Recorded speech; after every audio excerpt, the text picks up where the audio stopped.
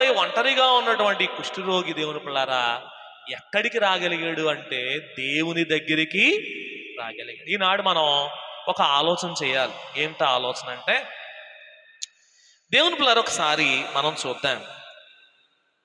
గలతీ పత్రిక 5వ అధ్యాయం 16వ వచనం నుండి కొన్ని మాటలు చూద్దాం. గలతీ పత్రిక 5వ అధ్యాయం. నేను చెప్పింది ఏమనగా, చూడండి, ఆత్మానుసారంగా నడుచుకొనుడి. చూడండి, మనం ఏ విధంగా నడుచుకోవాలట? ఆత్మానుసారంగా నడుచుకోవాలి. మొట్టమొదట బాగోవలసింది ఏం చెప్పండి? ఆత్మానుసారమైనటువంటి స్థితి బాగోవాలి. కాబట్టి అప్పుడు మనం శరీర క్రియలను మనము నెరవేర్చము. శరీరమునకును ఆత్మకును, ఆత్మ శరీరమునకును విరోధముగా అపేక్షించును. ఇవి ఒకదానిటొకటి వ్యతిరేకంగా ఉన్నవి గనుక మీరేవి చేయని ఇచ్చింతురో వాటిని చేయకుందురు. చూడండి, మనం చూడగలిగితే ఆత్మచేత నడిపింపబడిన ఎడల ధర్మశాస్త్రమునకు లోనైన వారు కారు. శరీర కార్యములు స్పష్టమైనవి. అవేవనగా జారత్వము, అపవిత్రత, కామకత్వము, విగ్రహారాధన, అభిచారము, ద్వేషములు, కలహములు, మత్సరములు, క్రోధములు, కక్షలు, భేదములు, విమతములు, అసూయలు, మతతలు, అల్లరితో కూడిన ఆటపాటలు. ఇవన్నీ కూడా ఆత్మీయ కుష్ఠత్వము అంటాను నేను. ఏం చెప్పండి? ఆత్మీయ కుష్ఠత్వం. ఈ ఆత్మీయ కుష్ఠత్వం దేవుని పిల్లారా ఆత్మను పాడు చేయడమే కాదు కానీ శరీరాన్ని కూడా ఏం చేస్తుందట? పాడు చేస్తుంది. ముందు హృదయం ఎప్పుడైతే చెడిపోతుందో తర్వాత శరీరం కూడా ఏమైపోతుంది చెప్పండి? అనారోగ్యం పాలైపోతుంది. అవునా కదా? మనసు బాగాలేదనుకోండి, శరీరం కూడా నీరసం అయిపోతుంది. కంచం ముందు ఎన్ని పెట్టేసినా, పంచభక్ష పరమాణాలు పెట్టేసినా హృదయం బాగాలేదనుకోండి, మన నోటికి చేదుగానే ఉంటాయి. అవునా కదా? కాబట్టి దేవుని పిల్లారా ముందు బాగవ్వాల్సింది హృదయం. కాబట్టి హృదయాల్ని, నీ పాపమును కడిగి నీ హృదయాల్ని బాగుపరిచే కేవలం ఏకైక సాధనం ఎవరంటే యేసు ప్రభు వారు మాత్రమే. అందుకే దేవుని దగ్గరికి రావాలని చెప్తాం. యాజకులకి పదే పదే దేవుని మందిరంలోకి రండి రండి రండి అని ఎందుకు చెప్తారు? నీ శరీరము, నీ ఇల్లు చక్కబడాలంటే ముందు హృదయము చక్కబడాలి. కాబట్టి నీ హృదయములను పరిశోధించేది ఏమిటి అంటే దేవుని యొక్క వాక్యం. అందుకే వాక్యము చేత మీరు ఉదక స్నానము చేయండి. మీ హృదయమును కడగాలి. ఉదక స్నానం అంటే ఏంటి? మీ హృదయములను వాక్యము చేత శుద్ధి చేసుకోవాలి. కాబట్టి దేవుని పిల్లారా, వాక్యం వింటున్న వారులారా, మనము చూడగలిగితే ఈ కుష్ఠరోగి ఎంత ధైర్యవంతుడో అంటాను నేను. అవునా కదా? ఎందుకు? యేసు ప్రభు చుట్టూ ఎప్పుడు కూడా వేలాది మంది, వందలాది మంది జనం ఉంటేనట, వాళ్ళందరిలోంచి గెంతుకుంటా వచ్చేసాడట. ఎంత విశ్వాసం అంటారు? మనుషుల మధ్య కుష్ఠరోగిని రానేస్తారా? రానేవారు. కొట్టి చంపేస్తారు, రాళ్ళతో కొట్టి చంపేస్తారు. కుటుంబం పోనీ ఏమన్నా ఇంట్లోకి రానేస్తుందా? రానేవారు. కానీ ఈ కుష్ఠరోగి దేవుని పిల్లారా దేవుణ్ణి వెతుక్కుంటూ దేవుని దగ్గరకు వచ్చి దేవుడి దగ్గర మోకరించి అంటున్నాడు, అయ్యా నీకు ఇష్టమైతే నన్ను శుద్ధినిగా చెయ్యి. దేవుని పిల్లారా, ఈ మాటలో మీకు ఏమన్నా ఒక లోతైన భావం అర్థమైందా అనేది మనం ఒకసారి ఆలోచన చేయాలి. ఇక్కడ చాలా స్పష్టమైన మాట.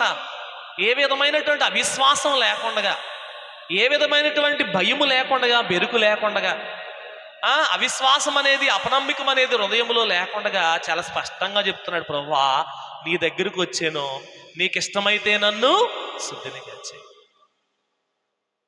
యేసు ప్రభు దగ్గరికి వచ్చాట ఏమన్నాడు? నీకు ఇష్టమైతే నన్ను. నేను అంటాను, ముందు హృదయం ఇచ్చాడా శరీరం ఇచ్చాడా అంటాను. చెప్పాలి. దేవునికి ఏమి ఇచ్చాడు చెప్పండి?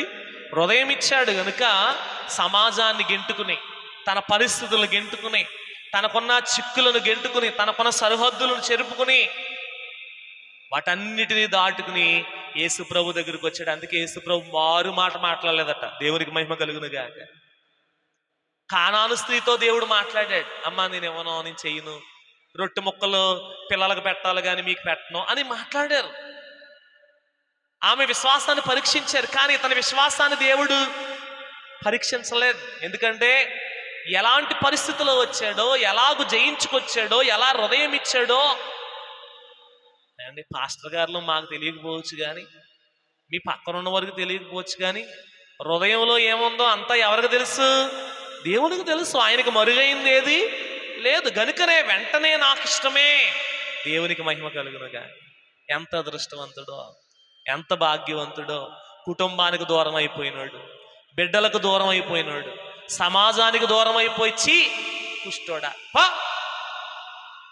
ఎలా వచ్చావేంట్రా చి అని అని చూసుకుని ఒక చేదరింపు, ఒక జలదరింపు, ఒక అసహ్యమైన ముఖం పెట్టి చి అనేవాణ్ణి దేవుడు అంటున్నాడు నాకిష్టమే అని చేతితో తాకి. కుష్ఠరోగునట. ఇలాంటి దేవుడు ఎక్కడైనా ఉన్నాడా? అందరూ కూడా మైలు మైలు మైలు ఎవడూ రాకూడదన్న దేవుళ్ళే కానీ, నీ పాపము నేను కడుగుతాను, నీ రోగం నేను శుద్ధీకరిస్తాను, నీ కుటుంబాన్ని నేను చక్కపరుస్తానన్న దేవుడు యేసుక్రీస్తు ప్రభువారు ఒక్కరే. అటువంటి దేవుడు ఎక్కడనో ఎన్నడనో ఆయన వంటి దేవుడు లేరు. దేవుని పిల్లలు ఈ సందర్భాన్ని జ్ఞాపకం చేస్తూ ఈ వాక్యాన్ని చదువుతున్నప్పుడు నా హృదయం ఎంతో సంతోషించింది. అనేక పర్యాయాలు ఈ వాక్యం చదివినప్పటికీ కూడా మరి సన్నిధి గదిలో వాక్యం చెప్పడానికి సిద్ధపడినప్పుడు దేవుడు ఆత్మ అందిస్తూ ఉంటుంది. కొన్ని సందర్భాలు జ్ఞాపకం చేస్తూ ఉంటుంది. దేవుని సన్నిధిలో మోకరించినప్పుడు, బైబిల్ చదువుతున్నప్పుడు, ధ్యానంలో ఉన్నప్పుడు ఈ వాక్యాన్ని చెప్పు అని దేవుని ఆత్మ అందిస్తున్నప్పుడు, ఆ వాక్యము గురించి పరిశోధన చేస్తున్నప్పుడు దేవుని పిల్లరా ఎన్నో లోతైన విషయాలు దేవుడు బయలుపరుస్తూ ఉంటారు. అంటే ఈ కుష్ఠరోగి దేవుని పిల్లరా తన హృదయాన్ని మొదటగా దేవునికి ఇచ్చారు. నేను ఆయన దగ్గరికి వెళ్ళాలి, నేను ప్రభువు దగ్గరికి వెళ్ళాలి, ప్రభువుకి ప్రార్థన చేయాలి, ఆయనకి ఇష్టమైతే నన్ను శుద్ధినిగా చేస్తారు. ఇంకో విశ్వాసం ఉంది. లేకపోతే నా మాట అర్థమైందా? నీకు ఇష్టమైతే అన్న మాటలోనే ఆయనకి ఇష్టమైతే నన్ను శుద్ధినిగా చేస్తారు, లేకపోతే లేదు అన్న విశ్వాసం కూడా ఆయనలో ఉంది. మనమైతే ఎందుకు చెయ్యు బడా, ఎన్నిసార్లు వచ్చాం, ఎంత ఉపవాసం చేసాం, ఎన్నిసార్లు ప్రార్థన చేసాం, ఎన్నిసార్లు కానుకిచ్చాం, ఎన్నిసార్లు కానుకిచ్చాం అడిగాడు దేవుడు. యేసు ప్రభు వారి గట అక్కడ డిబ్బీ పెట్టారట. ప్రభు శిష్యులు డిబ్బీ పెడితే అనేక మంది ఆస్తులు వేస్తున్నారట, ఆస్తి పస్త్రాలు వేస్తున్నారట, బంగారపు చెవులీలు వేస్తున్నారట, బంగారపు నగలేస్తున్నారట డిబ్బీలో. యేసు ప్రభు దగ్గరికి వచ్చిన వాళ్ళు ప్రభు ఏం అడగలేం అంటే వాళ్ళు అలంక ప్రభు చూస్తున్నారట. మనం అనుకుంటాం మన కానుక ప్రభు చూడలేదేమో అనుకుంటాం, కానీ ప్రభు చూస్తారండి. ఒక పక్కన స్వస్థపరుస్తున్నారు, ప్రార్థన చేస్తున్నారు, ఆ డిబ్బీ వైపు చూస్తున్నారట. అందరూ ఆస్తి పత్రాలు వేసే వాళ్ళు ఉన్నారు, ఆ నగలు వేసే వాళ్ళు ఉన్నారు, కానుకలు వేసే వాళ్ళు ఉన్నారు, డాలర్లు వేసే వాళ్ళు అందరూ చూస్తున్నారు. కానీ ఒక ఆమె మాత్రం 2 కాయిన్లు వేసిందట, 2 రూపాయలు వేసిందట. 2 కాయిన్లు వేస్తే ఆయన పసిగట్టాడట. ఎవరు పసిగట్టారు? దేవుడు చూడలేదని మనం అనుకుంటాం. నా దశంభాగంతో ఎత్తంటే చూస్తలేదు, నా ప్రథమ పీడికలు కానుకిస్తే చూస్తలేదు, నా మొదటి కానుకిస్తే దేవుడు చూస్తలేదు అనుకుంటాం. దేవుని పిల్లరా ప్రతీదీ చూస్తారు. దేవుడు ఇవ్వడం చూస్తారు, ఇవ్వకపోవడం కూడా చూస్తారు. ఇక్కడ దైవజనులో మాట అన్నారు, ఆశీర్వదించుట నీ శక్తి ఇష్టంబు, ఆశీసు పొందుట నా శక్తి ఇష్టంబు. దేవుడు ఆశీర్వదిస్తేనట ఆశీర్వాదాన్ని పొందుకునే అర్హత కూడా నీకు ఉండాలి. ఆ 2 కాయిన్లు వేసిన ఆవిడ చూసారు శిష్యులు అంటున్నారట, ఎంతకన్నా ఎక్కువ లేదండి నీ దగ్గర, ఎల్లెళ్ళు అంటున్నారట. 2 కాయిన్లు వేస్తున్నావు చూసి ఏమన్నారు? ఎల్లెళ్ళు, ఎంతకన్నా ఎక్కువ లేదా, తెములు ముందుకు నడు అంటున్నారట. ప్రభు అన్నారు, ఇక్కడ ప్రార్థన ఆపు చేసి, ఇక్కడ స్వస్థతలు ఆపు చేసి ఆమెను నా యొద్దకు తీసుకురండి. అమ్మా నీవు ధన్యురాలు, నీకులాగా కానుకిచ్చినోడు ఎవ్వరు కూడా ఈ భూమి మీద లేరు. ఎందుకంటే అందరూ కలిగిన దానిలో నుండి కొంత ఇస్తున్నారు, కానీ నీకు ఉన్నదంతా కూడా నాకు ఇచ్చేస్తావు. రేపొద్దున్న ఏం తింటావు, రేపొద్దున్న ఎలా ఉంటావు అన్న ఆలోచన నీకు లేదు. నీవు ధన్యురాలు, పరలోకములో నీ ఫలము అధికమైంది అన్నారట. దేవునికి మహిమ కలుగునుగాక. గనుక దేవుని పిల్లరా ఇక్కడ మనం ఆలోచించగలిగితే మన జీవితంలో, మన యొక్క కుటుంబాల్లో మనము ఇవ్వాల్సింది మొదట హృదయాన్ని. హృదయం ఇవ్వకపోతే ఏది ఇవ్వలేం. అర్పణ ఇవ్వలేం, సమయం ఇవ్వలేం, ఆరాధనకి రాలేం, మందిరానికి రాలేం. ఈ కుష్ఠరోగి తనకున్న బలహీనతను తొలగించుకోవడానికి మొట్టమొదట ఏమిచ్చాడు చెప్పండి? హృదయాన్ని ఇచ్చాడు. దేవుని దగ్గరికి వెళ్తాను, ఆయన్ని అడుగుతాను, ఇదిగో ఆయనకి ఇష్టమైతే నన్ను శుద్ధినిగా చేస్తాడు, లేకపోతే లేదు. ఇది దేవుని పిల్లరా మనలో కూడా ఉండాల్సిన విశ్వాసం. అందుకే దైవజనులు అన్నారు, ఎట్టి చిక్కులు నన్ను చుట్టుకొన్నను నిన్నే పట్టుకొను వాలిమ్ము, వంశానికి మున్నే పట్టుకొను వాలిమ్ము, వంశానికి మున్నే శ్రీ యేసుదేవా మా యేసుదేవా నీ అండ చేరితి నిత్యా ప్రభావా. దేవుని వాక్యం వింటున్న దేవుని పిల్లారా, హృదయము దేవునికి ఇవ్వాలంటే మన హృదయంలో ఏముండకూడదో గలతీ పత్రికలో పౌలు గారు చెప్తున్నారు. నీ హృదయంలో ఏముండకూడదు అంటే అవివేకం ఉండకూడదు. దేవుని మీద ఏముండకూడదు చెప్పండి? చూద్దాం. దేవుని పిల్ల జారత్వం ఉండకూడదు, అపవిత్రత ఉండకూడదు, కామకత్వం ఉండకూడదు, విగ్రహారాధన ఉండకూడదు, అభిచారం ఉండకూడదు, ద్వేషములు, కలహములు, మత్సరములు ఉండకూడదు. ఈ మూడు ఎవరిలో ఉన్నాయంటే మిరియంలో ఉన్నాయి. మిరియంలో ఏమున్నాయి చెప్పండి? ద్వేషము, కలహము, మత్సరము, క్రోధము, కక్ష. ఈ 5 కూడా ఎవరిలో ఉన్నాయి? మిరియాములో ఉన్నాయి. గనుక మిరియాముకి ఏం కలిగింది చెప్పండి? కష్టము కలిగింది. కాబట్టి భేదములు, విమతములు, అసూయలు, మతతలు అంటే మత్తు పదార్థాలండి, మత్తు పదార్థాలు. కాబట్టి అవి అల్లరితో కూడిన ఆటపాటలు. ఇటువంటి హృదయము దేవునికి అంగీకారము కాదు. మరి ఏముండాలి నీ హృదయములో? కింద చెప్తూ అంటున్నాడు, ప్రేమ, సంతోషము, సమాధానము, దీర్ఘశాంతము, దయాళత్వము, మంచితనము, విశ్వాసము, సాత్వికము, ఆశానిగ్రహము, ఇవన్నీ మనం కలిగి ఉన్నప్పుడట మన హృదయాన్ని దేవుడు ఏం చేస్తారు చెప్పండి? అంగీకరిస్తాం. మన హృదయంలో ప్రేమ ఉండాలి, దయాళత్వము, సంతోషము, ఆశానిగ్రహము, దీర్ఘశాంతము, సమాధానము, మంచితనము, దేవుని ఎడల విశ్వాసమును మనము కలిగి ఉండాలి. కాబట్టి దేవుని ప్రియులారా, ఈ కుష్ఠరోగి గురించి మనం మాట్లాడుకుంటే ప్రభు అన్నారు, నాకు ఇష్టమే. మరొక మాట మాట్లాడారా? మరొక మాట మాట్లాడలేదు. వెంటనే అడిగిన వెంటనే నాకు ఇష్టమే అని ముట్టుకుని అతని నీవు శుద్ధుడవు కమ్మో, ఇదిగో తక్షణమే నీవు అతడు ఏమైపోయాడండి? శుద్ధుడైపోయాడు. నువ్వు ఎక్కడికి వెళ్తావంటే మందిరంలోకి వెళ్ళు. నువ్వు స్వస్థత కలిగిన తర్వాత ఎక్కడికి వెళ్ళకో. నువ్వు మందిరంలోకి వెళ్ళి మోషే నియమించిన కానుక, కృతజ్ఞతా కానుక నువ్వు వేసుకో అన్నాడు. అర్థమైందండి? కనుక దేవుని పిల్లారా, వాక్యం వింటున్న వారులారా, నేను అంటాను, ఈ కుష్ఠరోగి దేవుని హృదయాన్ని ఏం చేశాడు చెప్పండి? సంపాదించుకున్నాడు. దేవుడి కృపను మనం కూడా దేవుని దగ్గరికి వెళ్ళి కృపను సంపాదించుకోవాలి. ఇంకా ఆ కాలంలో కుష్ఠరోగులు లేరా? చాలా మంది ఉన్నారు. కానీ వారు ఎవరు దేవుని దగ్గరికి వెళ్ళలేదు.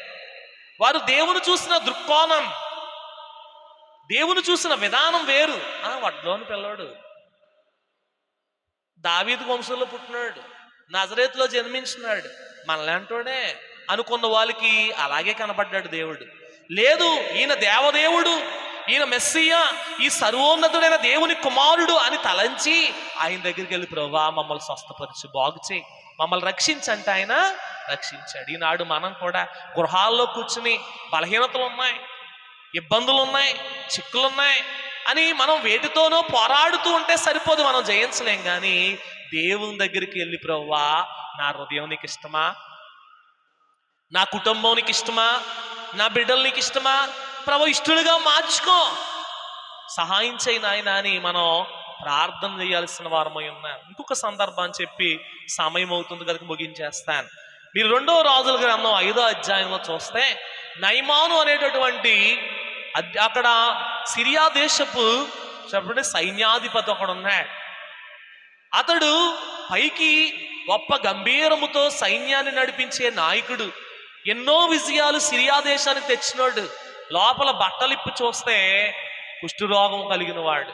పైకి గంభీరంగా సంతోషంగా ఎంత ఉన్నప్పటికీ కూడా హృదయం ఆ వ్యాధిని బట్టట ప్రతిదినం కూడా కుమిలి కుమిలి కుమిలి ఆ ఇంటిలో ఏడుస్తుంటే ఒక అమ్మాయి చెప్పిందట, పలానా ఊర్లో దేవుడు ఉన్నాడు, పలానా చోట ప్రవక్త ఉన్నాడు, అక్కడ మందిరం ఉంది, అక్కడికి వెళ్ళవయ్యా అని చెప్తే చిన్నపిల్ల మాట వేసుకుని రథాలు వేసుకుని వచ్చేసాడట. ఆ యొక్క ఎలీషా గారి ఎదుట నిలబడినప్పుడు ఎలీషా గారిని వెళ్ళి నదిలో ములుగు అన్నారట. ఇక్కడ ఏంటంటే దేవుని పిల్లరా, ఒక విషయం మనం జ్ఞాపకం చేసుకోవాలి. వచ్చిన వాళ్ళు మనస్తత్వాన్ని దేవుడు పరీక్షిస్తాడండి. మీరు ఇక్కడ కుష్ఠరోగి రావంగానే ముట్టుకుని నువ్వు శుద్ధుడు కమ్మన్నాడు. ఆ హృదయం ఏంటో చెప్పండి, ఎవరో తెలుసు? ఇక్కడ మాత్రం నయమాన్ని మాత్రం ముట్టుకోవట్లా,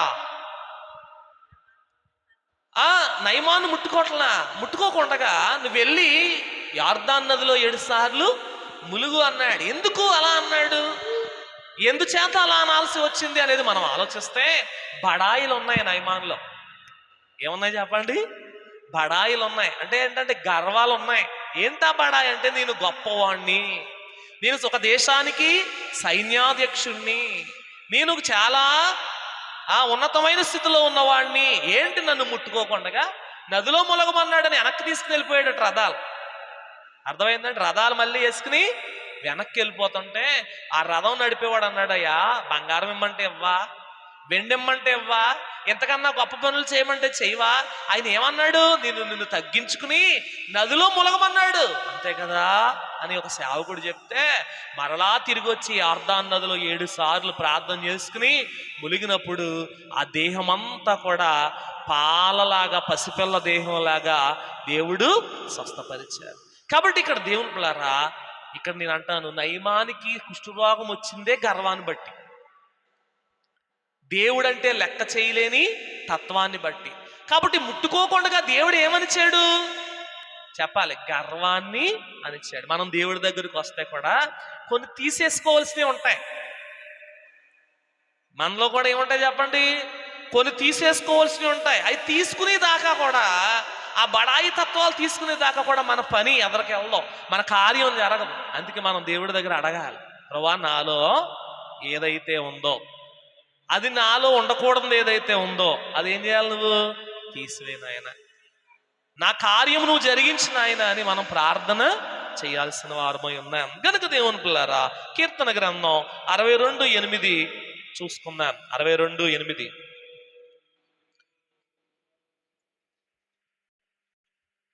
కీర్తన గ్రంథం 62. జనులారా ఎల్లప్పుడు ఆయన యందు వినండి, జనులారా ఎల్లప్పుడూ ఆయన యందు, మాకు అవసరం ఉన్నప్పుడేనా చెప్పండి, ఎల్లప్పుడూ నిత్యము ఆయన యందు మనం ఏముంచాలటండి, నమ్మకం ఉంచాలి. రెండవది, ఆయన సన్నిధిని అంటే ఆయన మందిరములో మన హృదయములను చెప్పండి కుమ్మరించాలి. ఈ కుష్ఠరోగి ఏం చేశాడు చెప్పండి, ఆయన ఎక్కడ ఉంటే అక్కడ ఆయన సన్నిధి. ప్రభు అన్నారు, నా మందిరం నా నివాస స్థానం, నేనుండే స్థలం అన్నారా అనలేదా? ఈ మందిరంలోకి వచ్చి మన హృదయాలను కుమ్మరిస్తే మందిరములో ఉన్న ప్రభు మన హృదయంలోనికి, మందిరంలోనికి రాకపోతే, దేవుడి వాక్యం వినకపోతే మన హృదయంలోకి ఎలా వస్తారు? అర్థమవుతుందా? కాబట్టి మందిరములోనికి రావాలి, ఆయన సన్నిధిలోనికి రావాలి. సన్నిధిలోనికి వచ్చి హృదయాన్ని ఏం చేయాలటండి, కుమ్మరించండి. అప్పుడు ఆయన మనకి ఏమై ఉంటారండి, ఆశ్రయమై ఉంటారు. నిజంగా ఈ కుష్ఠరోగి కూడా నేను అంటాను, అందరినీ గెంటుకుని, అందరినీ తోసుకుని, లోకానికి భయపడక, సమాజానికి భయపడక, తన హృదయాన్ని దేవుడు పాదాల దగ్గర పెట్టిన వాడై ఉన్నాడు, కుమ్మరించిన వాడై ఉన్నాడు. తద్వారా దేవుని పిల్లారా, ఆ హృదయాన్ని ఎవరు చూశారు చెప్పండి, దేవుడు చూసి నాకిష్టమే అని ముట్టి, నీవు శుద్ధుడవు కమ్మో, దేవునికి మహిమ కలుగును గాక. ఈనాడు మనం కూడా ప్రభువా నా ఇంటిని శుద్ధీకరించు, నా బిడ్డల్ని శుద్ధీకరించు, నా హృదయాల్ని శుద్ధీకరించు, నిన్ను నమ్మే మనస్సు నాకు ఇవి. కాలానుగుణంగా నేను మారిపోతున్నాను, సమయానుకూలంగా నీకు దూరం అయిపోతున్నాను, నేను నిత్యము నీ సన్నిధిలో ఉండాలి నాయన అని మనం ప్రార్థన చేసుకోవాల్సిన వారమై ఉన్నాం. ఆఖరి మాట చూసుకుని ముగించేసుకుందాం. దేవుని పిల్లరా, మొదట హృదయ శుద్ధి, తర్వాత శరీరానికి స్వస్థత. మొదట ఏం చెప్పండి, మొదట ఏం శుద్ధి అవ్వాలా? చెప్పాలి అందరూ కూడా. మొదట ఏం శుద్ధి అవ్వకపోతే శరీరం శుద్ధి అవ్వదు అమ్మా. మొదట మనలో ఉన్న ముళ్ళులు, అసూయలు, మతతలు, కక్షలు, కార్పణ్యాలు, క్రోధాలు, విమతాలు, మతతలు, ఇవన్నీ కడుక్కోవాలి యేసు వాక్యంతో, యేసు రక్తముతో. అప్పుడు మన శరీరానికి ఏం కలుగుతుంది? ఆరోగ్యము కలుగుతుంది. మన శరీరానికి ఏం కలుగుతుంది చెప్పండి? ఆరోగ్యం కలుగుతుంది. దేవుని పిల్లరా, మరి ఆఖరి మాట చూద్దాం. ప్రకటన గ్రంథం 22:11 చూసి ముగించుకుందాం. దేవుడు అంటున్నారు, ఒక కాలం వస్తూ ఉంది, ఇదిగో ఆ కాలము సమీపిస్తూ ఉంది. నేను చెప్తున్నాను, నా మాటలు వినండి. వినకపోతే అన్యాయము చేయవాడిని ఇంకా అన్యాయమే చేయనివ్వండి, అపవిత్రమైన వాడిని ఇంకా అపవిత్రగానే ఉండనియండి, నీతిమంతుడిని ఇంకా నీతిమంతుడిగానే ఉండనియండి, పరిశుద్ధుడిని ఇంకా పరిశుద్ధంగానే ఉండనియండి. ఇదిగో నేను త్వరగా వచ్చుచున్నాను. ఈ మాట వినండి, ఈ మాట వినండి. వాని వాని క్రియల చొప్పున వానికి నేను ప్రతి వానికి ప్రతిఫలము. ఇక్కడ ఏంటంటే ఏటి బట్టి జీతం మనకే. నువ్వు మందిరానికి 10 సార్లు వచ్చావు, ఇంకొకరు 5 సార్లు వచ్చారు, ఇంకొకరు 2 సార్లు వచ్చారు, ఇంకొకరు ఒక్కసారే వచ్చారు. అర్థమవుతుంది అన్నమాట. ఇప్పుడు ప్రతిఫలం అనేది 10 సార్లు వచ్చిన నీకు ఒక్కసారి వచ్చిన వాడికి సమానంగా ఉండదు. అందుకే ప్రభు అన్నారు పౌలు గారి ద్వారా, ఎవరి విశ్వాస పరిమాణము చొప్పున వారికి ఇస్తారు. కాబట్టి దేవుని దగ్గరికి వచ్చినప్పుడు దేవుని పిల్లలు ఇక్కడ అంటున్నారు, వాని వాని క్రియల చొప్పున వానికి ఏమిస్తాడటండి? ప్రతిఫలం ఇస్తాడు. నేనే అల్ఫయు ఒమేగయు, మొదటి వాడను కడపటి వాడను, ఆదియు జీవవృక్షమునకు హక్కు గలవారై గుమ్మములు గుండా పట్టణములోనికి ప్రవేశించినట్లు తమ వస్త్రములను, నేనంటాను వస్త్రములు అనగా హృదయములు అమ్మ, తమ వస్త్రములను. ఈ మాట ఎందుకు చదివించానంటే, మనం ఏమి ఉతుక్కోవాలట? దేవుని వాక్యం అనే నీటితో, దేవుని వాక్యం అనే ఆయన రక్తముతో ఏమి ఉతుక్కోవాలి? మీ వస్త్రములను ఉతుక్కోండి. అంటే మీ హృదయములు. వస్త్రములు అంటే ఏం చెప్పండి? మీ హృదయములను ఉతుక్కోనండి. కనుక దేవులారా, కుష్ఠరోగి రోగిష్టోండి అని అలాగే చచ్చిపోలేదు, కానీ తన హృదయాన్ని శుద్ధీకరించుకుని, తన హృదయాన్ని సరి చేసుకుని ప్రభు దగ్గరికి వచ్చుట ద్వారా తన శరీరాన్ని కూడా ఏం చేసుకోగలిగాడు చెప్పండి? శుద్ధీకరణ ఎవరికి సాధ్యం? కుష్ఠరోగిని ముట్టుకోవడం ఎవరికి సాధ్యం? నేను అంటాను, అనేక మిషనరీ సంస్థలు, అనేక క్రైస్తవ సంస్థలు వచ్చి వాళ్ళ కట్లు కడతాయి, కానీ కుష్ఠరోగులకు వైద్యం చేసినోడు ఎవడో లేడు ఈ దేశంలో. రోడ్డు పక్కన పడేయడం, ఎక్కడ పడితే అక్కడ ఊరి చివర పడేయడం తప్ప కుష్ఠరోగులకు వైద్యం చేసినాడు లేడు. వాళ్ళకు మందులు ఇచ్చి, వాళ్ళ కుష్ఠరోగులకి కట్టులు కట్టి, మదర్ తెరిసా లాంటి తల్లులు ఎన్నో సేవలు ఈ దేశానికి చేస్తే ఈ రోజున వాళ్ళను కూడా మత మార్పిడి ముట్టాలని, విదేశీ ముట్టాలని ఇష్టం వచ్చినట్టు నోరు తెరిచి దోషం చేస్తా ఉన్నారు. మేలు చేసిన వారినే ఏం చేస్తున్నారు చెప్పండి? దూషిస్తూ ఉన్నారు. ఈనాడు వాళ్ళు గనక కట్లు కట్టకపోతే, వాళ్ళు ఆ రోజు మిషనరీ హాస్పిటల్ పెట్టకపోతే, క్రైస్తవ సమాజం వచ్చి వైద్యం చేయకపోతే, ఈనాడు మన దేశం ఇంకా కుష్ఠరోగంలోనే మిగిలిపోతుంది. ఈనాడు కుష్ఠరోగం అనేది ఎక్కడ కనపడకుండా చేసిందే క్రైస్తవ సమాజం, క్రైస్తవ వైద్యులు. అర్థమవుతుందా అండి? గనక దేవుని దగ్గరికి వెళ్ళుట ద్వారా మొదట మన హృదయాలు, ఈ మాట గుర్తుంచుకోండి, మొదట శుద్ధి చేసుకోవాల్సింది ఏంటండి? మన హృదయాలను శుద్ధి చేసుకుని ప్రభు దగ్గరికి వెళ్ళి ప్రాధేయపడుట ద్వారా మన కుటుంబాలను ప్రభు శుద్ధి చేస్తారు, మన శరీరాలని ప్రభు శుద్ధి చేస్తారు, మన కార్యాలని ప్రభు శుద్ధి చేస్తారు. ఆయన నిత్యత్వంలో మనకు చోటు అనుగ్రహిస్తారు. గనుక దేవుని పిల్లారా, రావాలి. ఈ మాట రాసుకోండి. ఎక్కడ రావాలా? ప్రభు దగ్గరికి రావాలి. రాని వాళ్ళకి రోగము నుండి స్వస్థత లేదు, రాని వారికి రక్షణ లేదు, రాని వారికి శాంతి సమాధానం లేదు. అందుకే ప్రభు అన్నారు, ప్రయాసపడి భారం మోసుకున్న సమస్త జనులారా నా యొద్దకు రండి. రండి అన్నారా? అనలేదా? అందుకే రావాలి. మనం దేవుని దగ్గరికి ఏం చేయాలి చెప్పండి? రావాలి. ఇంట్లో కూర్చుంటే అవదు, ప్రార్థన చేయకపోతే అవదు, దేవుని మందిరంలో దేవుణ్ణి ఆరాధించకపోతే మన ఇంటి సమస్యలు, మన ఒంటి సమస్యలు తీరం. రేపు నిత్యత్వంలో ప్రభు దగ్గర కూడా మనము కూర్చోలేం. కనుక ప్రభు అన్నారు, వాని వాని క్రియలు చెప్పిన వానికి నేను జీతం ఇస్తాను. అందుకే భూమి మీద మన క్రియలు దేవునికి ఇష్టమైన క్రియలుగా ఉండాలి. దేవునికి ఇష్టమైన బిడ్డలుగా మనం బ్రతకాలి. మనం బ్రతకడమే కాదు, మన బిడ్డలను కూడా లోకంలో విడిచిపెట్టకుండా దేవుని వైపు మనం నడిపించుకోవాలి. నిత్యత్వములో ఆయన దగ్గర కూర్చుండే ధన్యత దేవాతి దేవుడు దయచేయను గాక. నయమాను స్వస్థపరిచిన తండ్రి, కుష్ఠరోగుని స్వస్థపరిచిన తండ్రి, మనల్ని మన బలహీనతల నుండి స్వస్థపరిచును గాక. ఆమేన్. ప్రార్థన చేసుకుందాం. పరిశుద్ధుడా, ప్రేమగల మా తండ్రి, మీకు వందనాలు. కొద్ది నిమిషాలు ప్రభువా నీ పాదాల దగ్గర నీ మాటలు ప్రభువా వినే భాగ్యం మాకు దయచేసావు.